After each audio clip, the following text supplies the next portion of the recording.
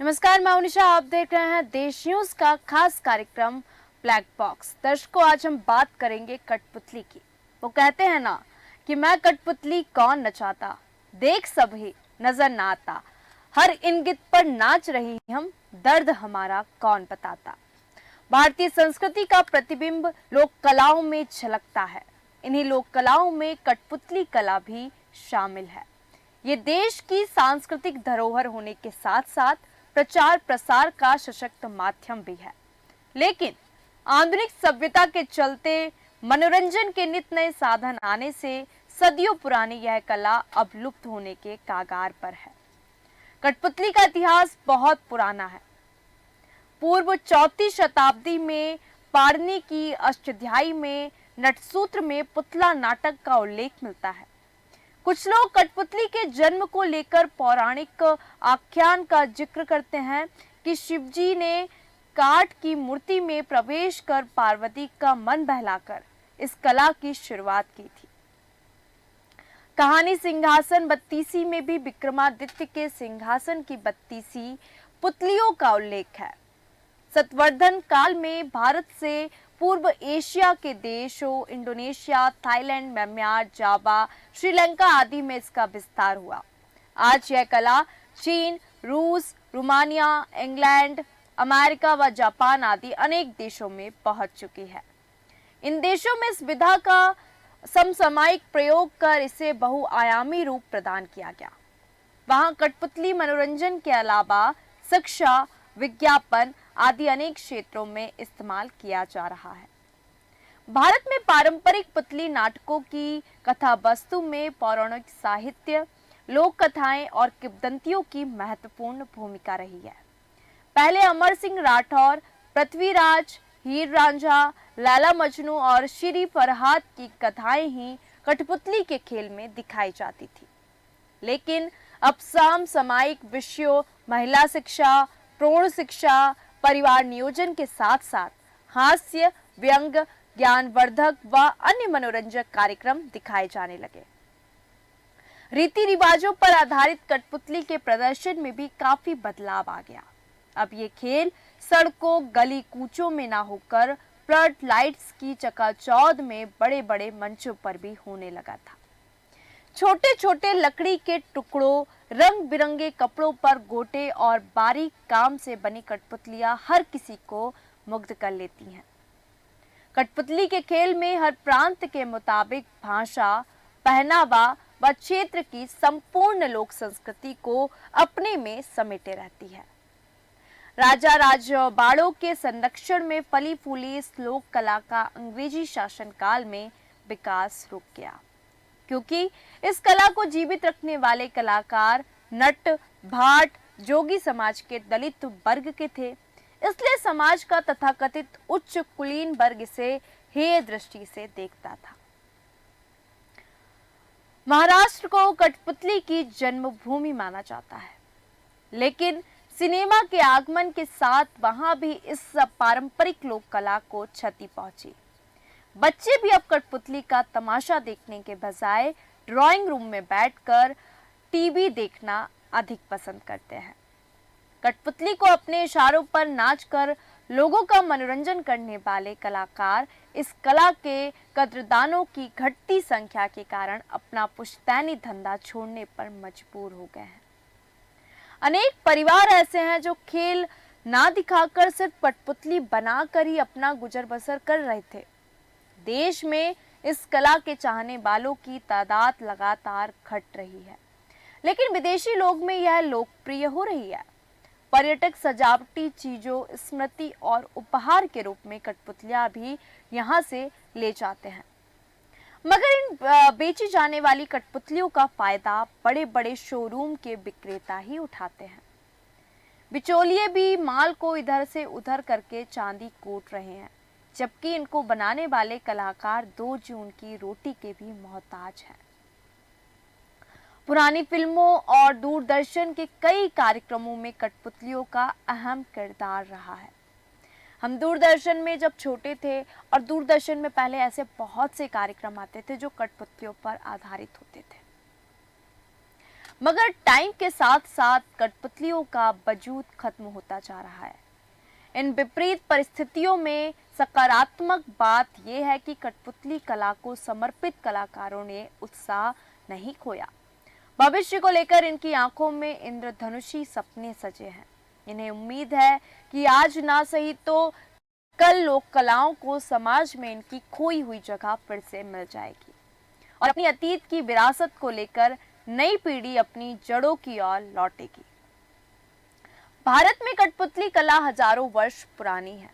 इससे पहले हमारे देश न्यूज चैनल के पॉलिटिकल एडिटर प्रवाल सक्सेना जो कि राजस्थान में जंतर मंतर में पहुंचे और वहां उन्होंने देखा कि कैसे कठपुतली जो कला है वो धीरे धीरे विलुप्त होती जा रही है और उन्होंने वहां पे लोगों से बात की। आइए जानते हैं लोगों का क्या कहना है।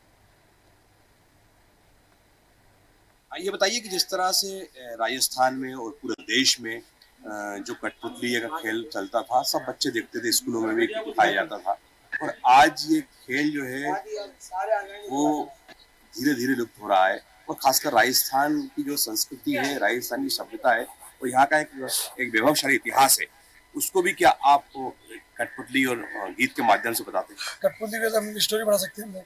शादी ब्याह के अंदर पहले हमारे बाप दादा सरकारी प्रोग्राम करते थे। फैमिली कल्याण के अंदर हम दो, हमारे घर में दो सुखी परिवार होता है और ये पानी जल बचाओ इसके लिए भी हम लोग कार्यक्रम करे हुए हैं और बेटी बचाने के भी करे हुए हैं। अरे अभी मोदी जी ने शौचालय बनाए, शौचालय भी करे हुए हैं।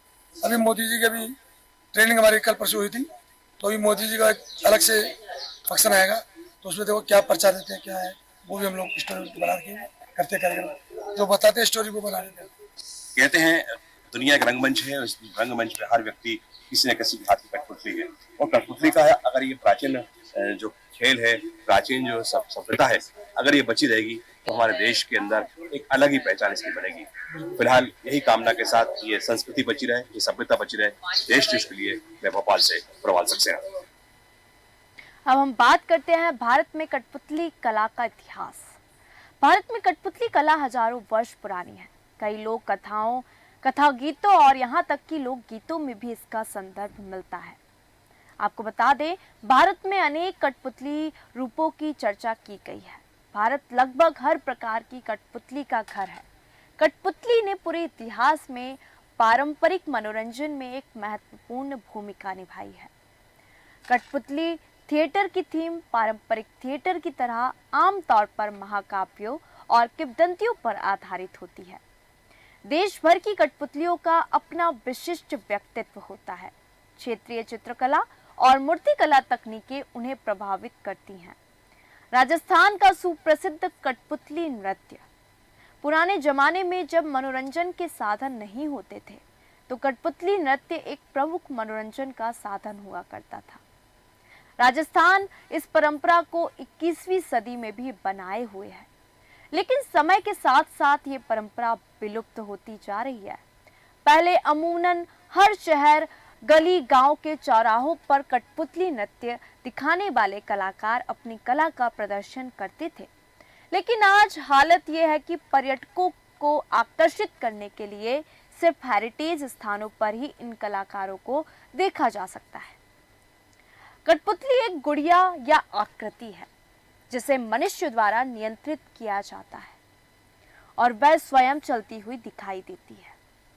हड़प्पा और मोहनजोदड़ो के उत्खनन स्थलों से सॉकेट वाली कठपुतलियां मिली हैं, जिससे पता चलता है कि उस समय कठपुतली एक लोकप्रिय कला थी। 500 ईसा पूर्व से कठपुतली नाटक के कई संकेत प्राप्त हुए हैं।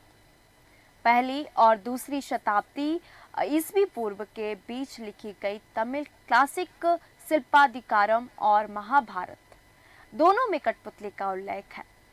एक कला के रूप में कठपुतली का भारतीय संस्कृति में दार्शनिक महत्व है। भगवत गीता में भगवान को एक कठपुतली के रूप में दर्शाया गया है, जो ब्रह्मांड को 3 तारों से नियंत्रित करता है, सत्व, रज और तम। भारतीय रंगमंच में कहानीकार को सूत्रधार कहा जाता है।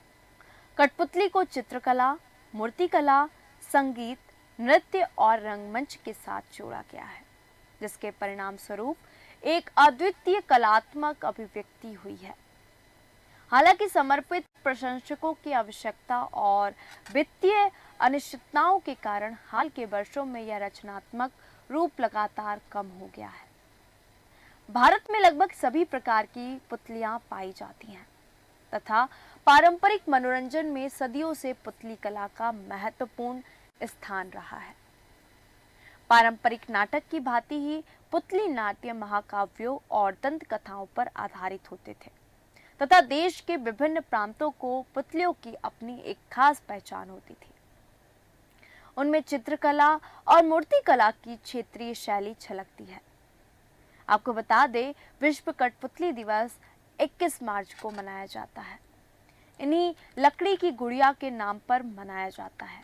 इसके प्रणेता ईरान के कठपुतली प्रस्तोता जावेद जोल पधारी के मन में इस दिवस को मनाने का विचार आया तथा उन्होंने यूनिमा के 2002 में हुए सम्मेलन में यह विचार रखा, जिसे सहर्ष स्वीकार किया गया तथा वर्ष 2003 से इसे हर वर्ष मनाया जाता है।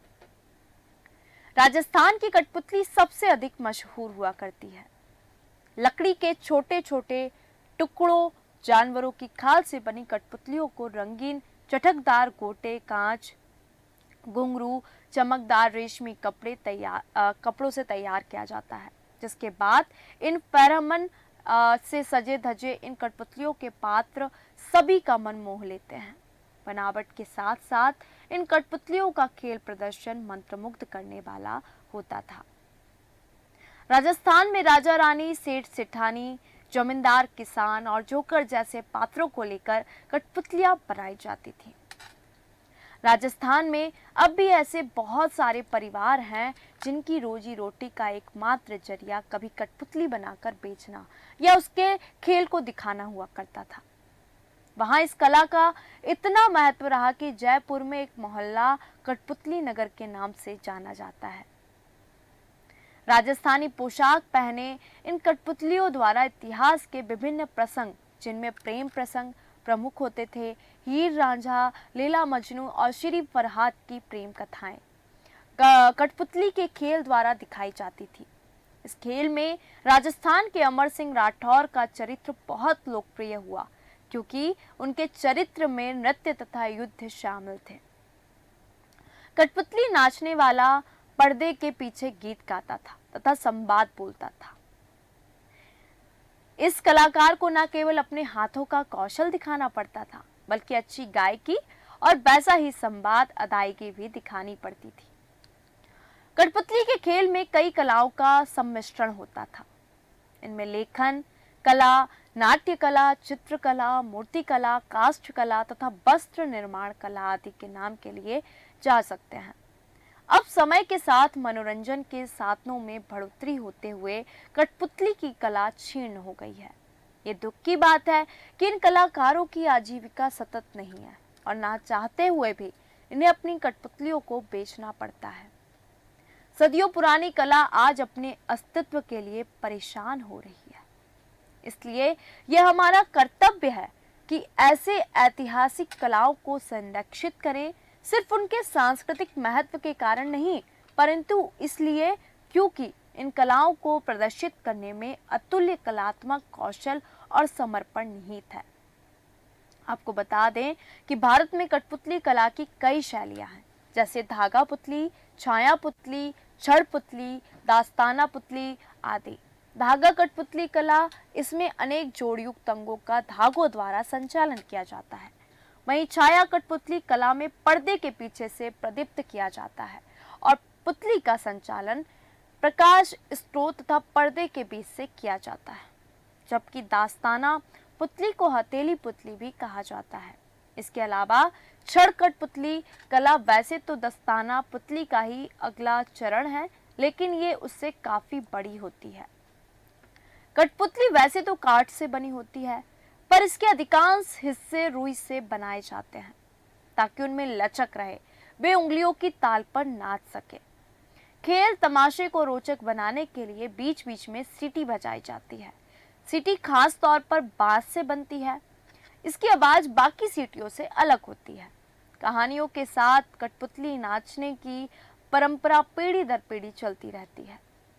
परिवार का बुजुर्ग ये कला अपने बच्चों को देता है, खास तौर पर परिवार के बेटे को, ताकि वह इसे आगे ले जाए। ये बात और है कि समय के साथ साथ कठपुतली की कला खत्म होने लगी। कलाकारों को अधिक रुपए नहीं मिलते और दर्शकों की भी कमी है। यही कारण है कि अब भाट समुदाय के बच्चे दूसरे रोजगार अपनाने लगे। यूं तो ये खेल बस तमाशा है, मनोरंजन का एक साधन है, पर भाट समुदाय के लिए ये उनका रोजगार है। वे कठपुतलियों को अपने बच्चों की तरह मानते हैं। तभी तो जब कई साल खेल दिखाने वाली कठपुतली खराब हो जाती है तो वे उसे फेंकते नहीं हैं, बल्कि उसे किसी साफ नदी में सिरा देते हैं। माना जाता है कि कठपुतली जितनी अधिक देर तक और दूर तक पानी में तैरती जाती है, उतनी तरक्की उस परिवार की होती है।